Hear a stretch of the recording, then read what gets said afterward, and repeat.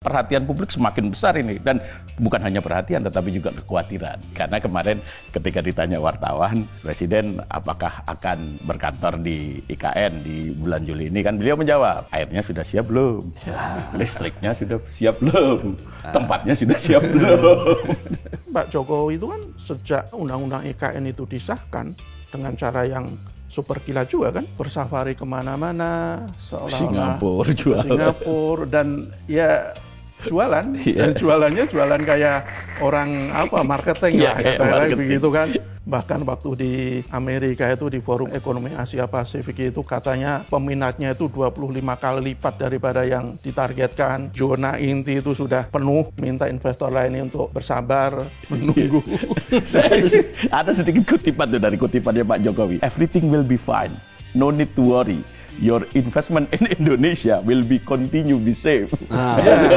Statement Pak Prabowo beberapa hari yang lalu, untuk apa misalnya kita membangun waduk kereta cepat yang dia sebut itu semua yang dilakukan oleh Pak Jokowi. Ini sebetulnya ya sebuah sinyal. Ini sebuah tanda bahwa saya akan memprioritaskan ini loh.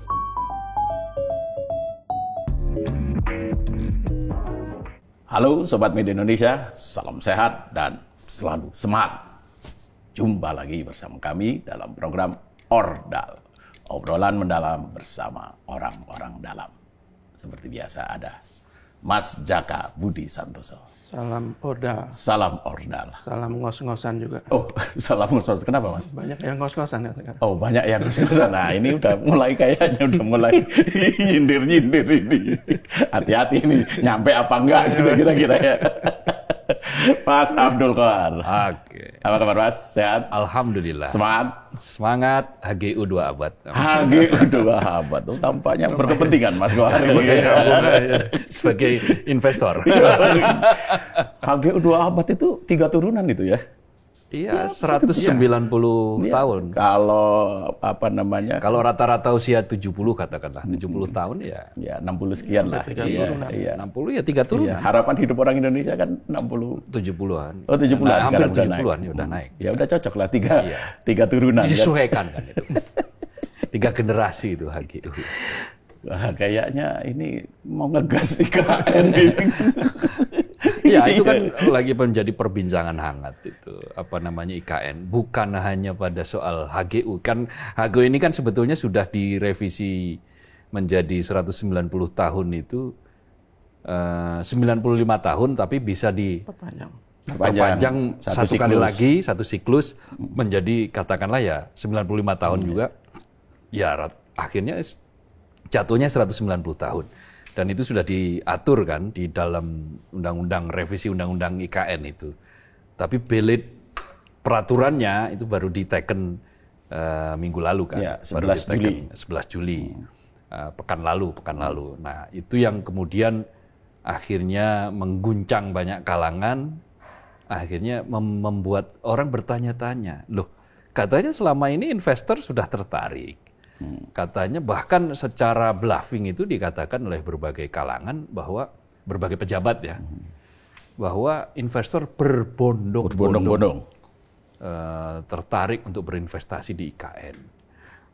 Lalu kenapa harus dirayu dengan hak guna usaha sampai hampir 2 abad gitu loh. Ini kolonial saja kalah loh. Kolonial kita itu berapa itu? 90 kan? Undang-undang Pokok Agraria. Enggak, tahun yang belit yang namanya yang bahasa Belanda tahun 1800-an. Itu 90 tahun. Yang kemudian Undang-Undang Pokok Agraria kan 35 tahun. 35 diperpanjang 25, bisa diperbarui lagi 35 sekitar 90 tahun. Betul. Nah, itu adalah warisan dari Belanda. Itu pun kalah loh penjajahan itu dari apa yang sekarang ditawarkan. Jangankan kok dengan itu, dengan Hong Kong saja, negara maju. Hong Kong saja itu hanya berani menawarkan paling lama HGU itu adalah 99 tahun. Sampai sekarang. Sampai sekarang aturan itu masih segitu. Tidak bisa lebih lagi. Nah, ini kenapa kemudian banyak yang kaget, banyak yang ini. Yang pertama ya bertanya-tanya, loh lah terus yang katanya investor sudah otomatis tertarik itu mana? Nah, ini kan menjadi bahan pertanyaan. Lalu kenapa tidak tetap dengan skema yang lama saja? Karena ini bisa berisiko masyarakat adat, kepemilikan tanah, dan seterusnya yang nanti akhirnya orang berpikir bahwa tanah kami kok dikuasai gitu loh. Lalu ada di mana pertanyaan selanjutnya, di mana nasionalisme kita? Di mana bumi dan air dan kekayaan alam yang digunakan untuk sebesar-besarnya kemakmuran rakyat? Betul bahwa itu HGU itu kan tetap tanah punya negara, dikuasai oleh negara. Tetapi apakah itu digunakan untuk sebesar-besar kemakmuran rakyat? Disitulah perdebatannya, disitulah pertanyaan krusialnya. Nah, itulah kemudian yang membuat dialog tentang IKN sekarang kan semakin menghangat itu. Iya betul. Sampai sekarang memang perhatian publik semakin besar ini, dan bukan hanya perhatian tetapi juga kekhawatiran publik. Karena kemarin ketika ditanya wartawan, Presiden apakah akan berkantor di IKN di bulan Juli ini, kan beliau menjawab, airnya sudah siap belum, listriknya sudah siap belum, tempatnya sudah siap belum. Jadi memang ya makin banyak persoalan IKN ini. Jadi bahkan ada beberapa pengamat yang mengatakan bahwa potensi IKN akan mangkrak ini akan besar. Nah ini karena bicara soal mangkrak ini giliran Mas Jaka lah ini. Urusan permangkrakan. Yang biasa bicara lebih terus terang lah. Gimana? Kalau kita lihat perkembangannya kan ya semakin tidak jelas lah ya. Kan indikasinya kan agak banyak. Sebelumnya kan Pak Jokowi kan begitu yakin Juli itu akan berkantor di IKN. Memang Juli belum habis ya, masih pertengahan. Tapi kan dikuatkan juga itu kan Pak Basuki kan Menteri PU katanya akhir Juni atau awal Juni, kalau itu berarti sudah lewat kan. Tapi faktanya air sampai sekarang juga belum ada, jalan juga belum ada. Pak Basuki berjanji akhir Juli akan selesai persoalan air. Ya, persoalan airnya. Cuman kan kita juga kalau kita lihat perkembangan yang sudah kan semakin kelihatan kan yang meleset dari targetnya ini molor, target ini molor. Jadi ya kalau publik akhirnya ada kekhawatiran bahwa proyek IKN ini nanti akan mangkrak, ya menurut saya wajar-wajar saja. Tapi sebenarnya menurut saya ada dua persoalan pokok ya soal proyek IKN ini. Pertama adalah apakah mega proyek ini dibuat atas dasar keinginan atau atas dasar kebutuhan. Yang kedua, ya jenis kelaminnya kan sampai sekarang nggak jelas. Jenis kelamin IKN kan tadinya di konsep itu kan sebagai ibu kota pemerintahan. Kalau ibu kota pemerintahan ya semestinya tidak perlu biaya yang begitu besar sampai hampir 460-an ya. Kalau 466. Kalau Pak Andi Notibu sebagai salah satu konseptor itu sebenarnya cukup 150. Dan kalau sebagai ibu kota pemerintahan itu tidak perlu melibatkan investor yang terlalu banyak. Yang namanya ibu kota sebuah negara itu ya negara yang membangun dengan APBN full. Cuman yang dipersoalankan apakah kita sudah cukup punya duit. Kalau belum punya duit, kenapa harus terburu-buru? Jadi ada anggapan bahwa proyek ini lebih didorong bukan karena kebutuhan untuk memindahkan ibu kota, tetapi karena ada keinginan beberapa pihak atau mungkin salah satu pihak yang paling punya ambi besar untuk memindahkan ibu kota. Kalau kita lihat dari survei-survei sebelumnya yang menanggapi soal perpindahan itu kan sekitar 2003 ya setelah Undang-Undang IKN itu disahkan. Itu kan 57% lebih itu menganggap ya belum saatnya pindah dari Jakarta ke IKN. Ya. Ada 3 alasan waktu itu. Pertama, ya karena akan lebih bagus kalau biaya yang begitu besar itu digunakan untuk menyelesaikan masalah-masalah yang lebih mendesak. Kedua adalah ya kenapa dilakukan tergesa-gesa. Dan ketiga adalah ya Jakarta sebenarnya masih layak untuk dijadikan ibu kota meskipun ke depannya sebagian besar responden itu juga menganggap ya ibu kota saatnya sudah dipindahkan. Cuma jangan terburu-buru hanya karena ambisi seorang, bukan karena kebutuhan yang yang diinginkan oleh mayoritas rakyat. Kalau sekarang kan ada kecenderungan ini kan lebih karena keinginan, bahkan karena ambisi kan. Jadi kalau dasar pijakannya itu ya pelaksanaannya juga ya tidak sesuai yang ditargetkan, maunya yang cepat-cepat. Ada yang bilang ini proyek kejar tayang, ada juga yang ini proyek ngos-ngosan karena para pekerja, para penanggung jawab di sana itu kan diuber terus kan, bulan ini harus selesai, bulan ini harus sudah siap dipakai. Jadi ya akhirnya ada indikasi, ada kekhawatiran nanti akan semakin tidak jelas. Apalagi kalau anggaran-anggarannya sudah diberikan oleh pemerintah itu, kalau nggak tahun depan itu juga tidak terlalu banyak loh anggaran untuk IKN ini. Ya tinggal tersisa 17 triliun. Makanya. Ya. Jadi agak sulit kalau kita berharap target seperti yang dicanangkan pemerintah itu bisa terrealisasi. Ya, salah satu momentum dari, ya kita sebutkanlah, kalau Mas Jaka tadi tidak menyebutkan yang paling berkeinginan untuk memindahkan IKN Pak Jokowi. Salah satu momentumnya kan nanti pada saat perayaan hari ulang tahun kemerdekaan 17 Agustus kan. Pak Jokowi ini kan begitu berkeinginan pelaksanaan upacara proklamasi kemerdekaan itu, hari ulang tahun kemerdekaan itu di IKN. Pada awalnya kan total dilaksanakan di IKN, tapi dalam perjalanan ternyata memang kesiapannya belum. Akhirnya dilakukan secara hybrid ya kan, di IKN dan di Jakarta. Pak Jokowi di IKN, kemudian Wapres di Jakarta. Nah, seberapa penting pelaksanaan hari ulang tahun kemerdekaan ini dilakukan di IKN bagi publik ya, bagi rakyat Indonesia? Gini, ini pertanyaan bisa kita kembalikan kepada seberapa penting bahwa IKN ini harus selesai tahun ini. Itu kan pertanyaannya.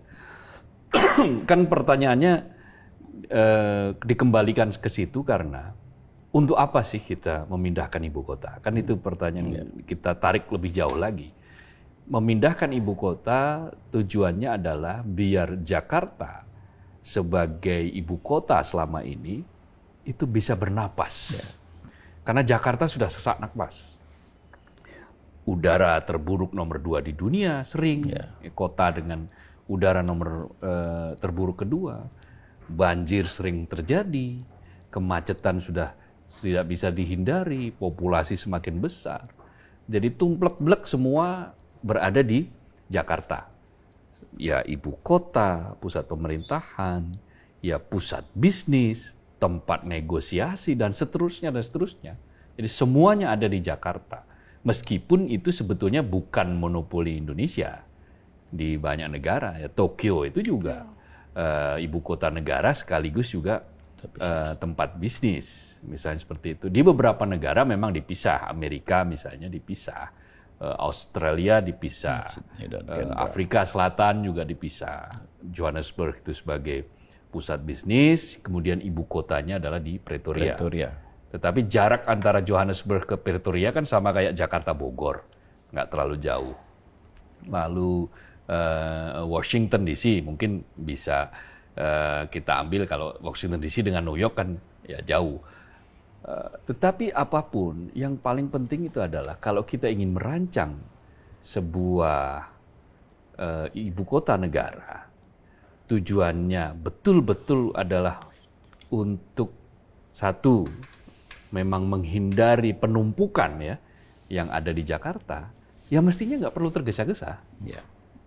Mestinya tidak perlu tergesa-gesa, dan mestinya tidak usah dengan tadi dikatakan Mas Jaka misalnya, biaya yang sangat-sangat bombastis, sangat besar, yang kemudian digunakan semuanya untuk hal-hal yang sifatnya itu mercusuar gitu loh. Nah, akhirnya orang berpikiran bahwa ini sebetulnya bukan proyek pemindahan yang penting, tetapi kemudian menjadi semacam upaya untuk meninggalkan legacy saja. Tujuannya supaya legacy itu mudah diingat. Karena kan kalau legacy membangun jalan, infrastruktur, gitu kan cepat lupa. Ya misalnya ginilah, siapa yang dulu punya ide membangun jembatan Suramadu? Orang kan nggak tahu siapa. Megawati kah? Atau SBY kah misalnya?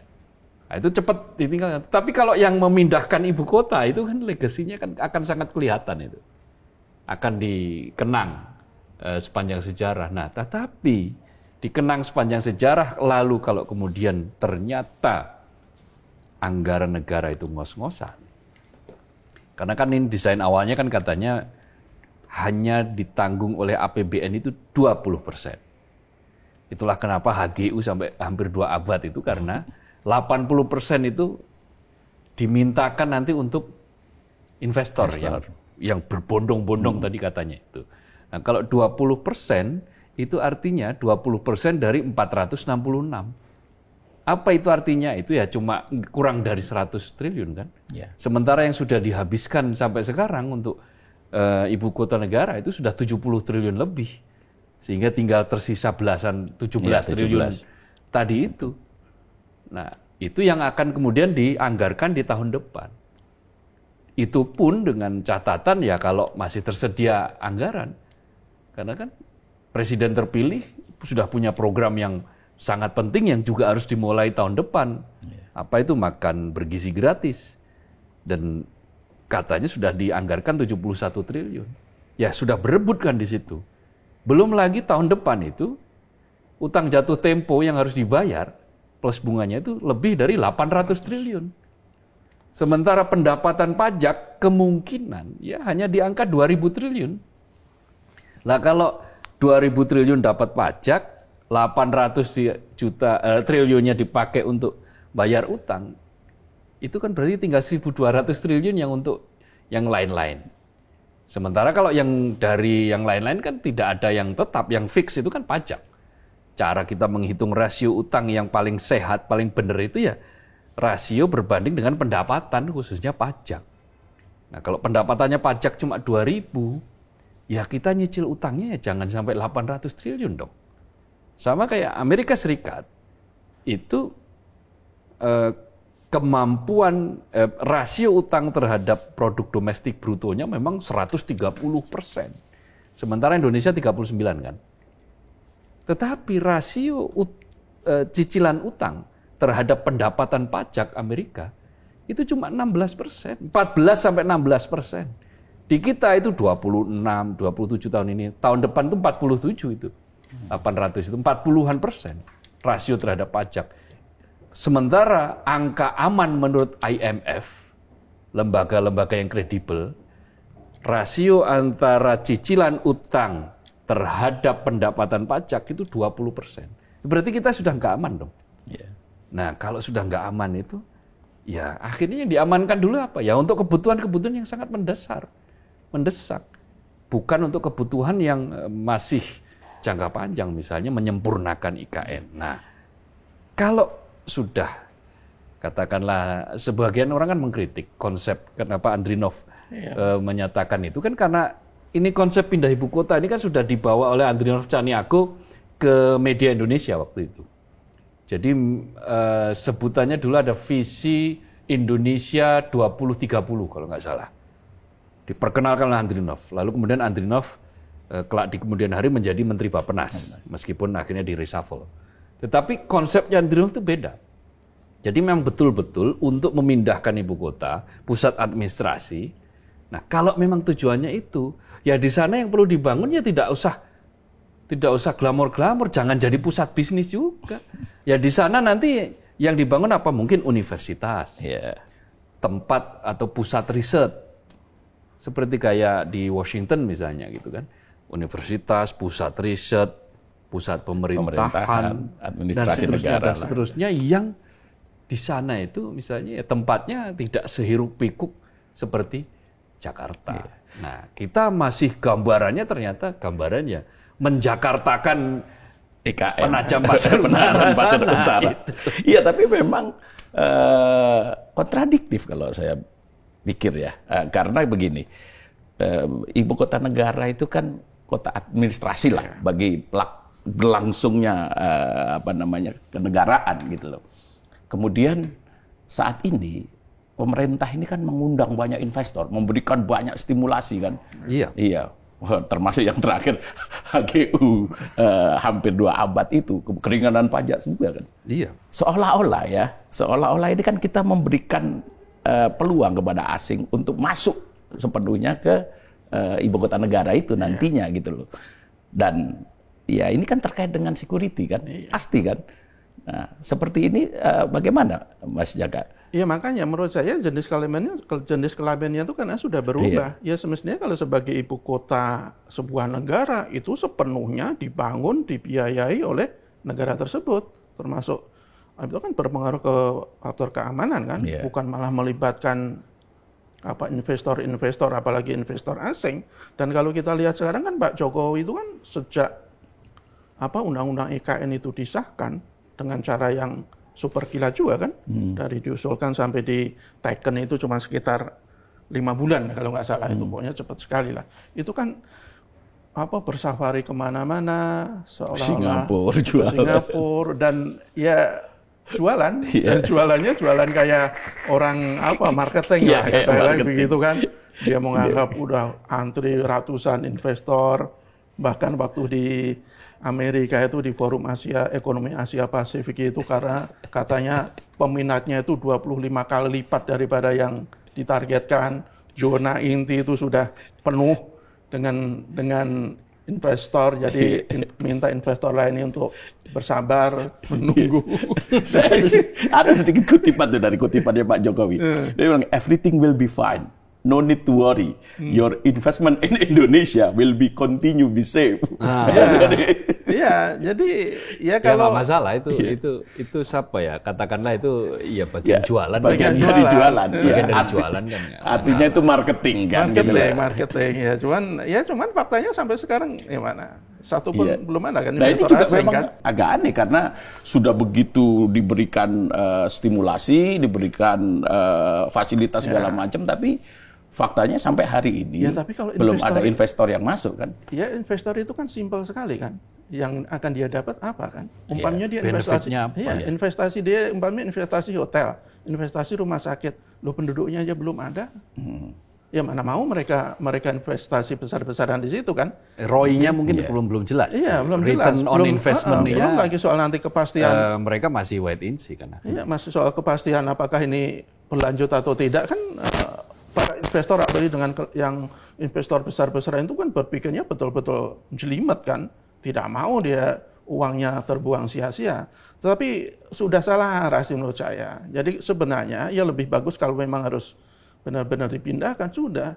Di sana tuh jadi ibu kota administrasi, ibu kota pemerintahan. Jangan jadi ibu kota pemerintahan tapi juga pusat bisnis. Ya itu sama juga betul tadi memindahkan Jakarta ke sana dan akan memindahkan masalah seperti yang dialami Jakarta nanti ke sana juga dalam jangka panjang.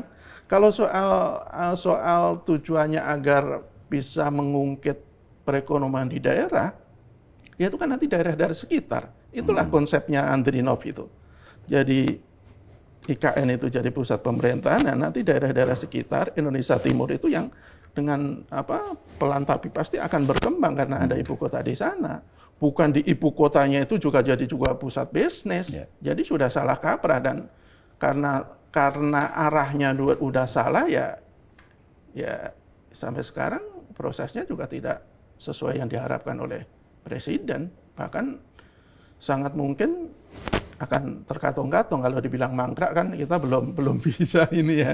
Tapi sayang loh itu kan sudah. Iya kan udah terlanjur kita makanya udah terlanjur sudah dikelontorkan. Udah jadi akhirnya jadi beban negara kan. Betul. Kalau tidak dilanjutkan udah begitu banyak uang yang keluar, tapi kalau dilanjutkan ya pasti kita akan keluar uang lebih banyak padahal kita masih butuh dana untuk kebutuhan yang lebih mendesak. Jadi ini menurut saya beban tidak hanya beban dari bagi pemerintahan berikutnya, tapi beban juga bagi rakyat. Iya, tapi menarik ini karena ya tentu saja ini akan menjadi beban bagi pemerintahan selanjutnya Prabowo Gibran. Dan Sabtu lalu, pekan lalu saat memberikan arahan pada perwira muda TNI Polri, itu Prabowo dalam arahannya dalam pidatonya mengatakan bahwa Untuk apa membangun gedung bertingkat, kereta cepat, jalan jalan raya, waduk segala macam, tapi keamanan negara tidak dijamin gitu loh. Ini bagi saya ini semacam pasemon lah, satir atau sinyal. Gitu. Sinyal. Ya. Jadi apa yang disampaikan oleh Prabowo ini kan kemudian sangat viral ya, ditangkap oleh media-media, semua media-media online memberitakan itu dan diberi konteks seolah-olah bahwa ini Prabowo sedang menunjukkan kepada rakyat Indonesia, dia sebagai presiden terpilih ya, bahwa ini loh prioritas saya nanti ke depan. Jadi prioritas saya adalah keamanan negara, pertahanan negara saat ini, dan jaminan keamanan bagi rakyat. Plus ya katakanlah jaminan gizi melalui makan bergizi gratis. Dan itu adalah kebutuhan-kebutuhan dasar.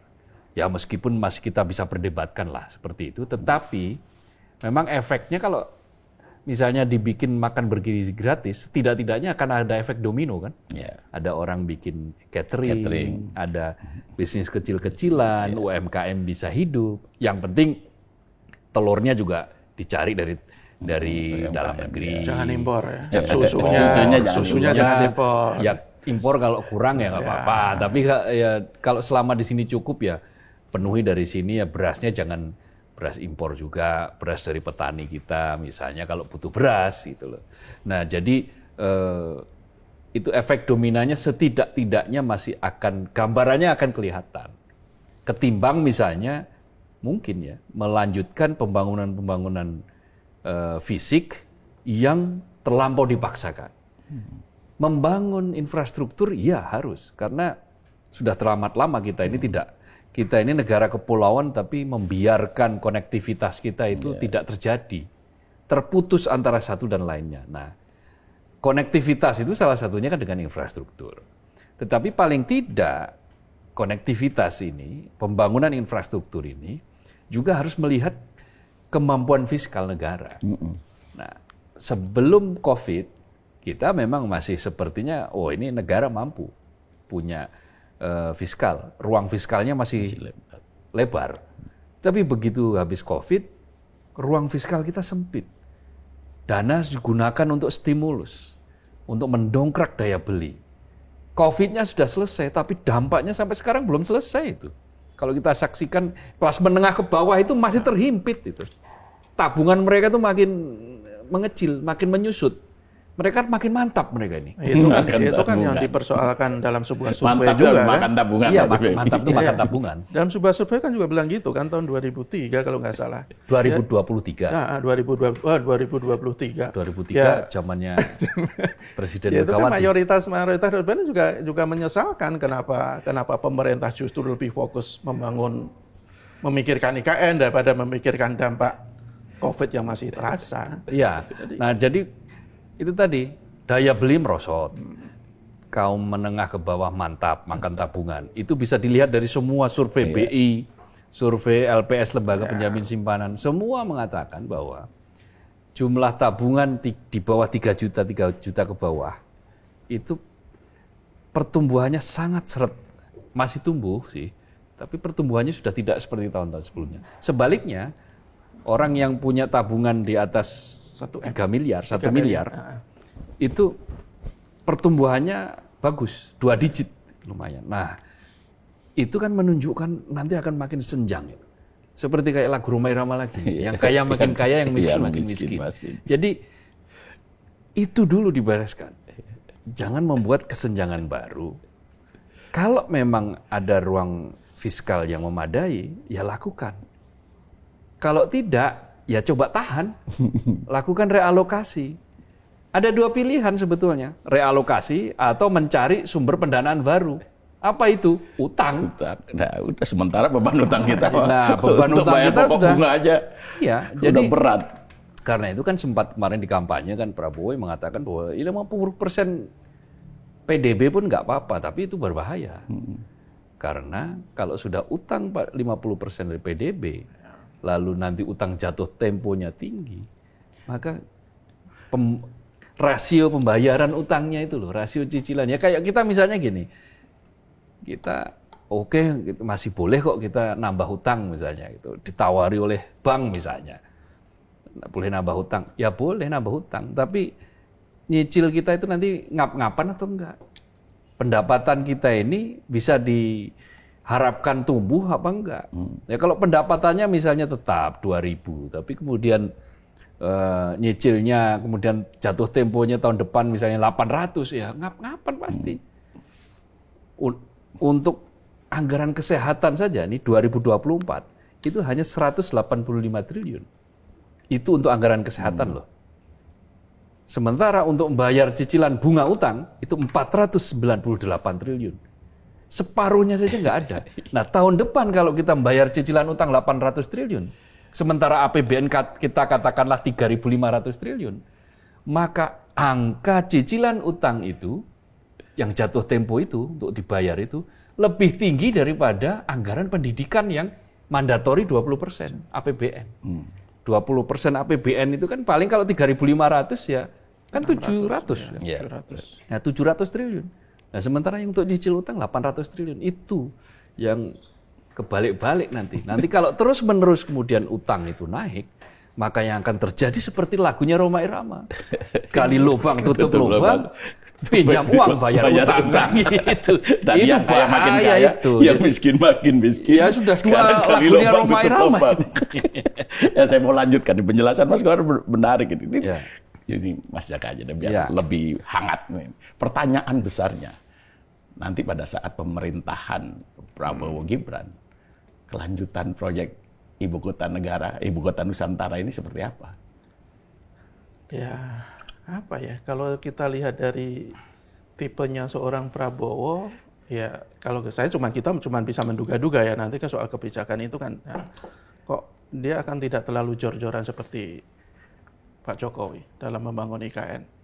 Apalagi anggaran untuk tahun depan nggak terlalu banyak kan. Saya pikir Pak Prabowo nanti akan lebih fokus kepada pemenuhan kebutuhan mendasar. Kalau selama ini dia bilang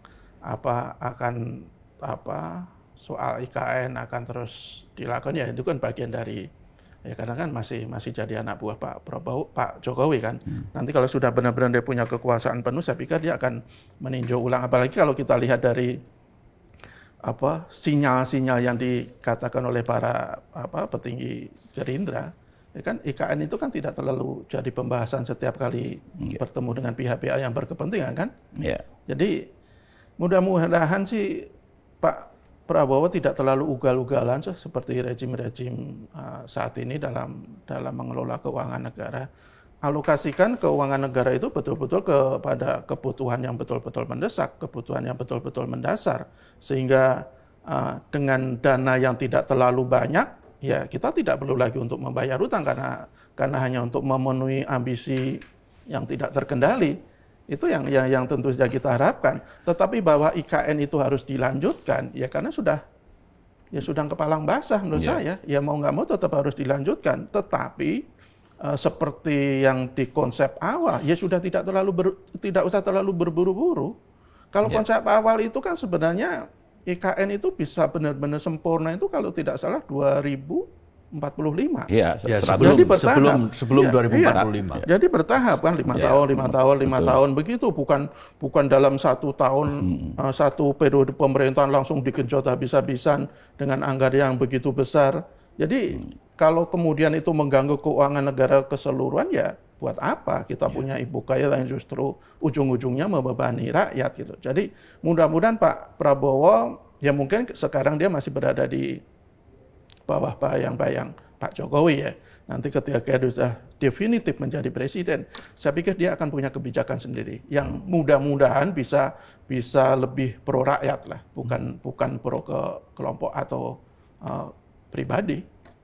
Ya terkait pembiayaan IKN ini kan hari ini saat kita taping Senin, Presiden Jokowi bersama Menteri BUMN Erick Thohir kan berangkat nih ke Uni Emirat Arab untuk bertemu pemimpin perusahaan Emaar Properties yang membangun Burj Khalifa yang beberapa kali sebenarnya kan sudah menyatakan ketertarikan untuk berinvestasi di IKN. Nah, upaya Pak Jokowi ini barangkali upaya terakhir ini. Belum menyerah. Belum menyerah. Iya, tapi kemarin kan ada berita juga bahwa tram listrik ya. itu juga sudah tiba kan, yang dari Cina sudah tiba.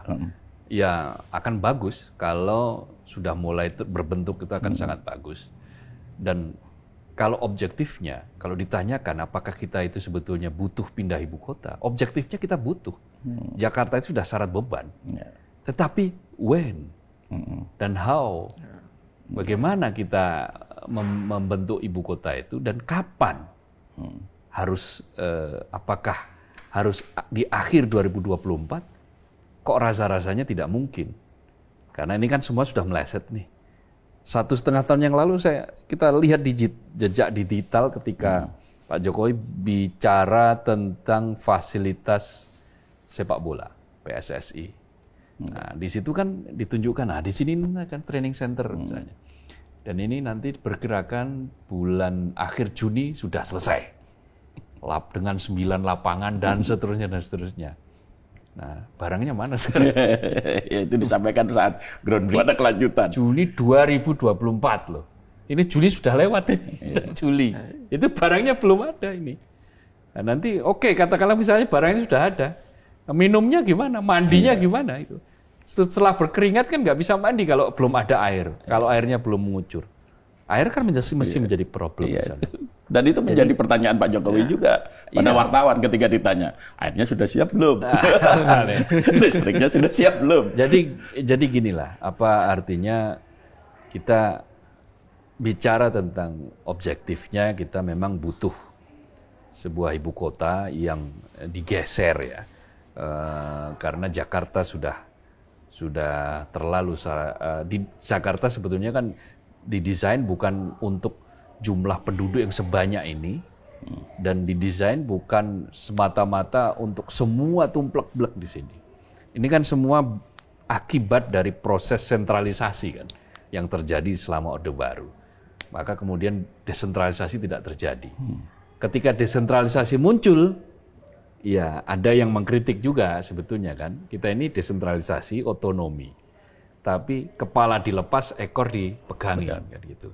Ekor dipegang, jadi tidak sepenuh hati, tetapi setengah hati. Nah, itu yang harus diperhatikan juga. Tetapi soal kapan waktu ini, sebetulnya kan mandatorinya kan tidak harus selesai di 2024. Itu dia.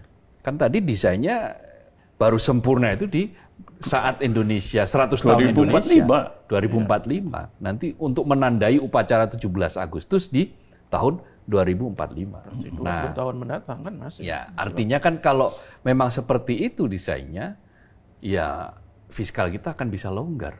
Kita tidak akan membebani presiden terpilih untuk mengharuskan ini, mewajibkan ini harus selesai sekarang. Tetapi bahwa itu dilanjutkan, ya iya, karena itu amanat undang-undang. Kalau Pak Prabowo misalnya tidak mau melanjutkan itu, ya berarti dia tidak mau menjalankan undang-undang kan begitu. Tetapi bagaimana bentuk pelanjutannya, bagaimana proses ini diletakkan pada prioritas yang seperti apa, nah itu harus didesain ulang. Dan itu yang saya tangkap dari statement Pak Prabowo beberapa hari yang lalu, yang ketika untuk apa misalnya kita membangun waduk kereta cepat yang dia sebut itu semua yang dilakukan bandara, yang dilakukan oleh Pak Jokowi. Iya, gedung-gedung bertingkat. Ini sebetulnya ya sebuah sinyal. Ini sebuah tanda bahwa saya akan memprioritaskan ini loh. Apa itu? Keamanan, jaminan keamanan warga. Kemudian kekuatan pertahanan Indonesia di tengah geopolitik yang semakin tarik-menariknya semakin besar. Yang ketiga adalah stunting. Stunting yang masih menjadi persoalan. Stunting yang dimulai dari gizi orang tua, ibu, dan gizi anak. Tumbuh kembang anak nanti. Bagaimana ke depan. Yaitu dengan apa? Makan bergizi kan. Meskipun masih banyak perdebatan di situ, oke lah. Tetapi itu berbagai kalangan masih menganggap itu jauh lebih masuk akal secara finansial, secara fiskal, secara ekonomi, dan akan lebih masuk akal secara dampak ekonomi dan dampaknya terhadap masyarakat gitu loh. Nah, jadi situasi yang berat sekarang ini jangan ditambah semakin berat. Ya kita doakan mudah-mudahan muhibah, kan zaman dulu kan muhibah Pak Jokowi dan Pak Erick Thohir itu berhasil. Kita kan ingin ya kalau ternyata nanti misalnya kita 17 Agustus bisa menyaksikan wajah Garuda di IKN itu yang sudah lebih bagus, terus tiba-tiba ada air mancur gitu kan, berarti air sudah mulai muncul kan gitu. Ya kita ingin menengok itulah, melihat itu. Tetapi nanti sampai batas mana, lalu desainnya seperti apa, ya tidak harus dia dijadikan sebagai apa tadi itu pusat bisnis lagi, nggak seperti itu. Meskipun juga ada persoalan bahwa ibu kota negara tidak boleh ada investasi asing juga. Ya, jadi jangan bertumpu lah. Sebetulnya gini, investasi asing itu juga tidak ada di dunia. Negara manapun di kolong langit ini nggak butuh investasi asing. Hampir semua negara itu butuh investasi asing karena mereka tidak bisa membangun sendiri. Tapi persoalannya bagaimana mengaturnya, kan gitu. Nah, apakah ya harus hampir 2 abad itu diberikan konsesi seperti itu? Lalu, apakah ya bahwa investasi dalam negeri tidak punya ruang yang cukup untuk menjalankan itu? Nah, ini menjadi perdebatan yang akan selalu tidak akan pernah selesai. Tetapi sebetulnya apakah asing atau domestik, ya selama itu menguntungkan bagi rakyat, saya kira sih sama saja. Buat apa misalnya kita sesuatu yang sifatnya domestik tapi kemudian rakyat dirugikan, itu juga jangan. Kalau investasi asing tapi kemudian rakyat diuntungkan, ya itu memang seperti itu. Yang penting penguasaan tetap harus dalam tangan negara, kan gitu. Nah, dalam konteks itulah maka saya kira kalau lihat perjalanan IKN ke depan akan dilanjutkan, tetapi mungkin dia prioritasnya menjadi diturunkan.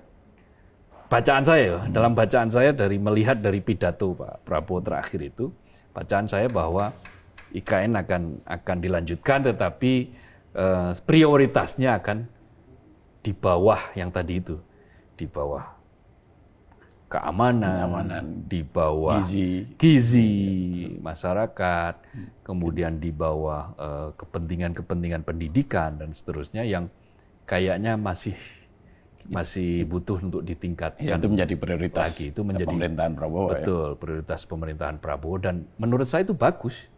Kalau kita bisa, karena kan Pak Jokowi sudah mulai membangun infrastruktur konektivitas, sudah mulai terbentuk.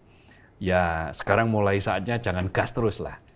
Karena kalau gas terus nanti jebol anggaran negara ini nggak cukup. Ya sekarang agak ngerem. Saya kira di situ kedepannya seperti itu. Tapi kalau kita lihat secara keseluruhan ya, pembangunan IKN ini apakah menyelesaikan segala macam persoalan di Jakarta atau malah justru menambah persoalan baru? Ya pasti tidak lah. Paling kalau umpamanya dari sisi kepadatan penduduk, nanti yang pindah ke sana itu berapa orang sih? Tidak terlalu banyak lah dibandingkan jumlah total penduduk Jakarta. Kalau soal polusi ya, kalau cuman sebagian orang yang pindah dari Jakarta kan tidak juga terlalu berdampak signifikan. Begitu juga soal kemacetan.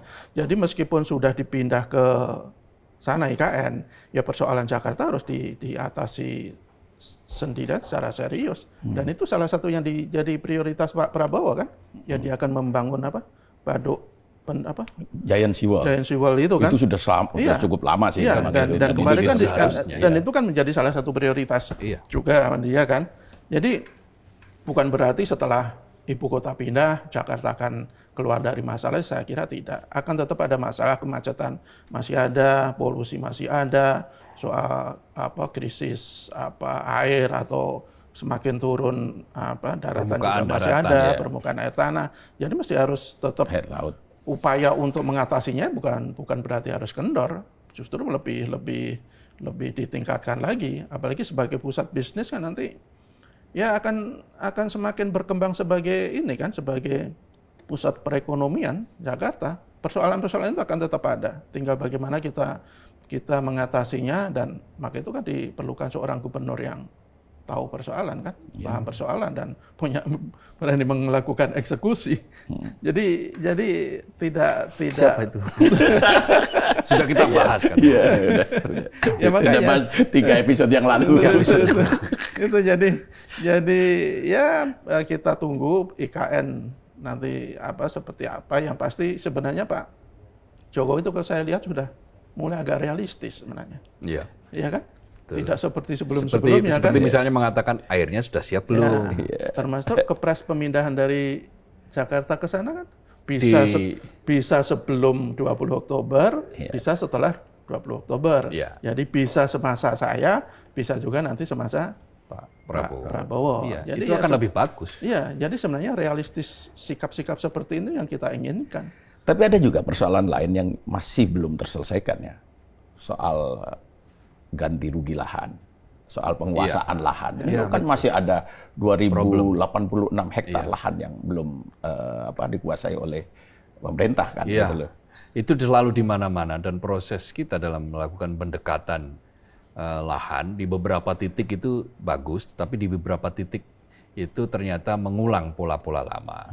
Yaitu pendekatan yang digunakan adalah pendekatan ancaman, pendekatan teror. Itu sudah bukan zamannya lagi. Kita ingatkan lagi bahwa proses-proses pembebasan lahan, kalau itu pun harus dilakukan, itu harus dilakukan secara 2 arah. Betul-betul 2 arah. Dialog, memperhatikan kebudayaan, kultur, memperhatikan adat, dan memperhatikan HAM, aspek HAM, hak asasi manusia. Jadi kan subjek pelanggar HAM pasti negara kan.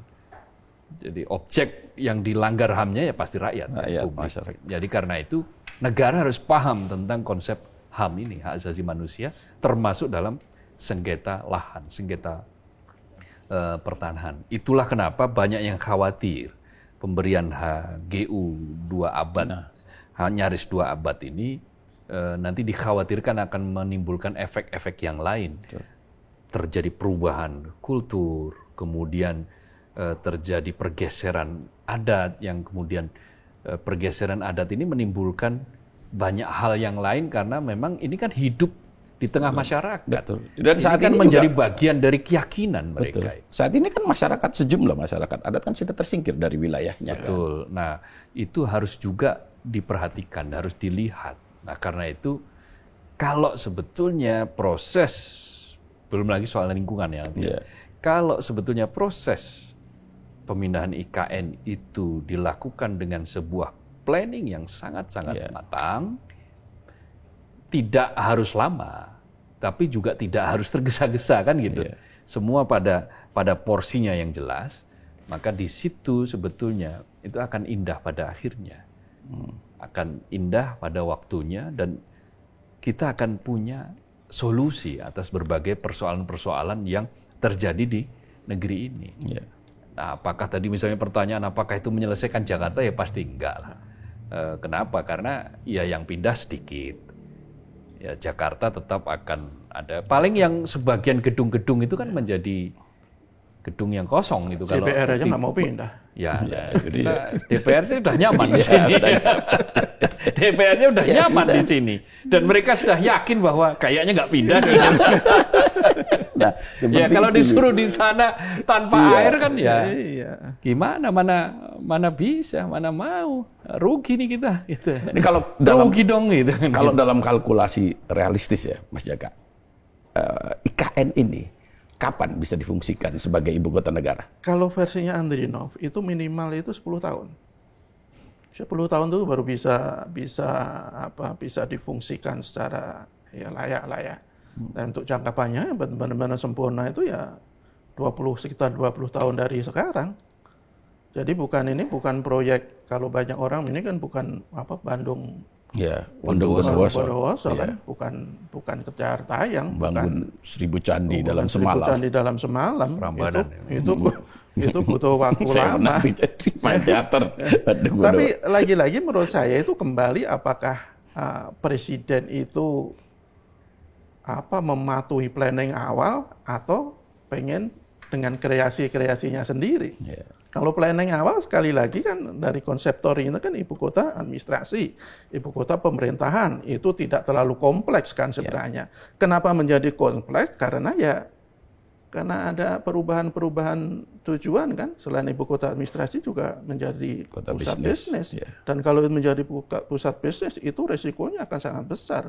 Nanti masyarakat adat akan semakin terancam. Karena kan lingkungan akan semakin karena lahan yang dibutuhkan pasti kan kalau nanya pusat bisnis akan merembet kemana-mana tadi. Ya, itu yang berbahaya kan. Jadi masalah yang akan dihadapi Indonesia itu akan jauh lebih besar dibandingkan yang ada di Jakarta sekarang.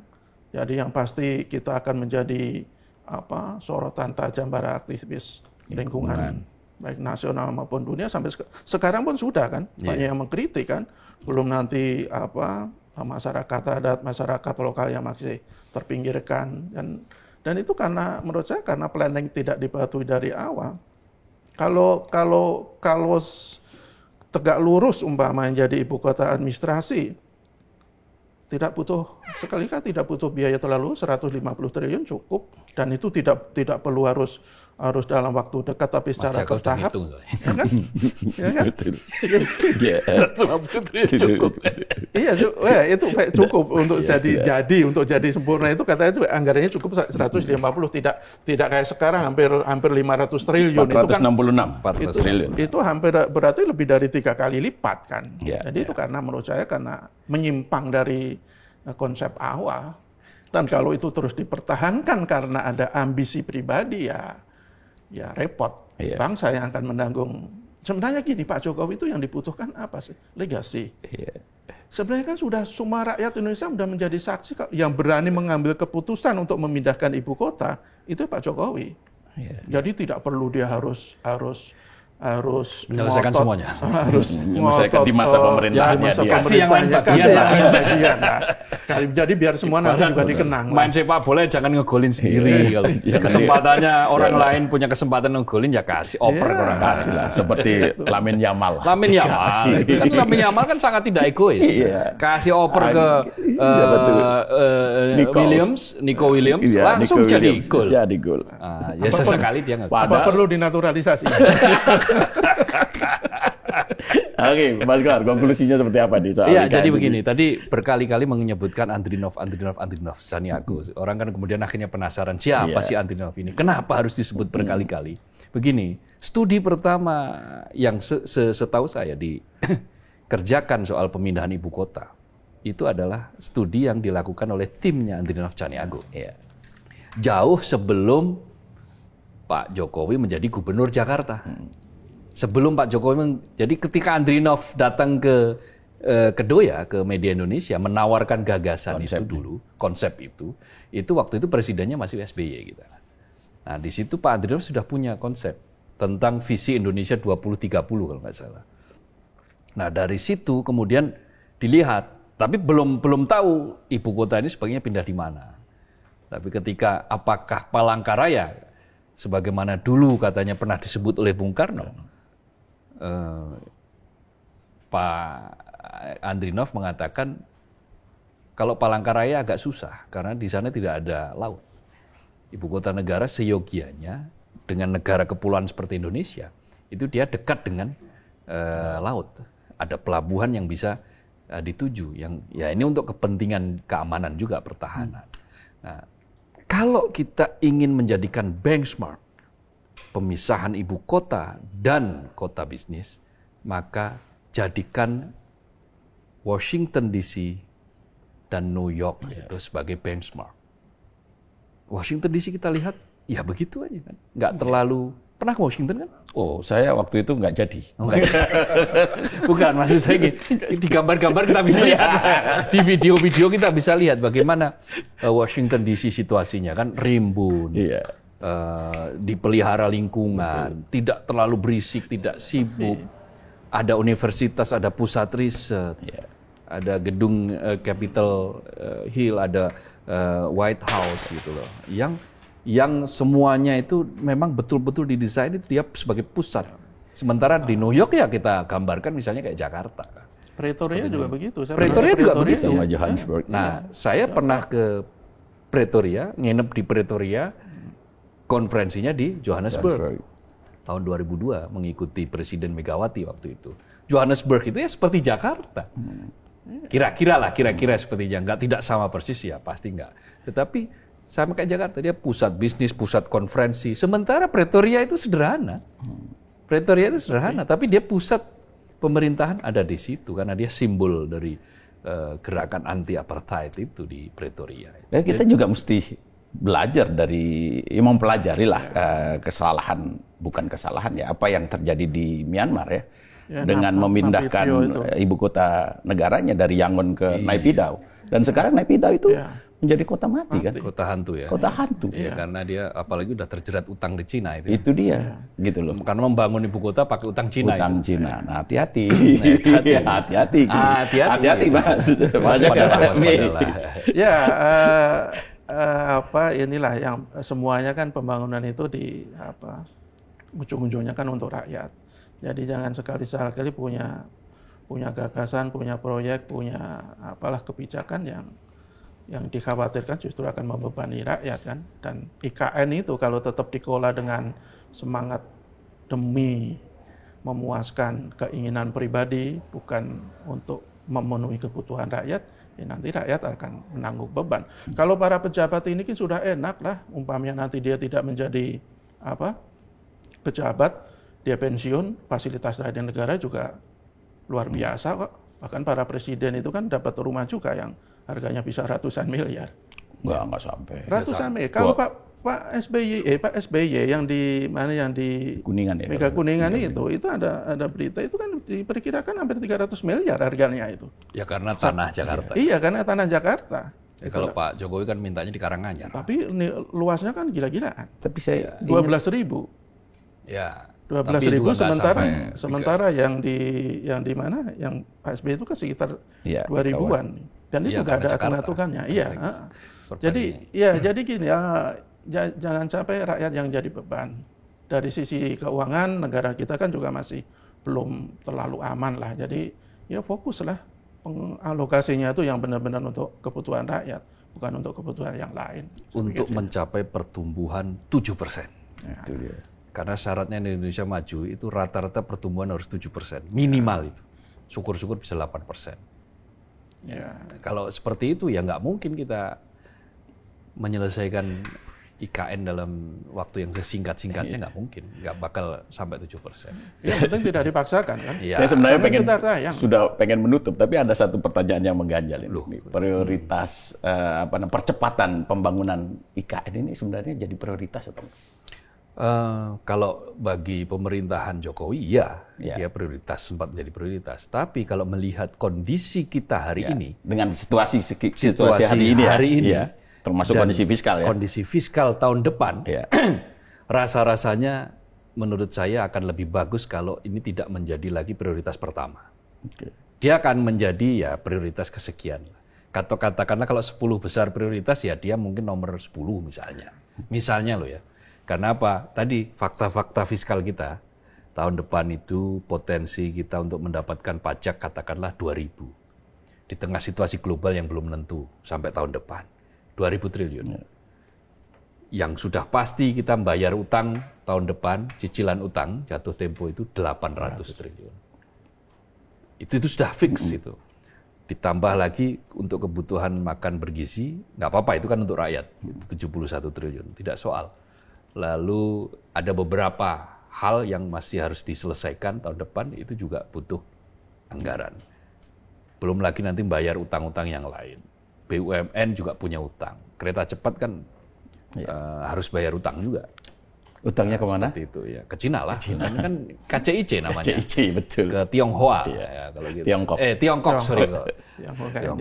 Tiongkok. Nah itu semua harus didesain ulang dan tim Prabowo saya yakin kok pasti akan hati-hati untuk menjadikan itu sebagai prioritas. Apalagi ada beban tambahan bahwa pertumbuhan ekonomi harus 7%.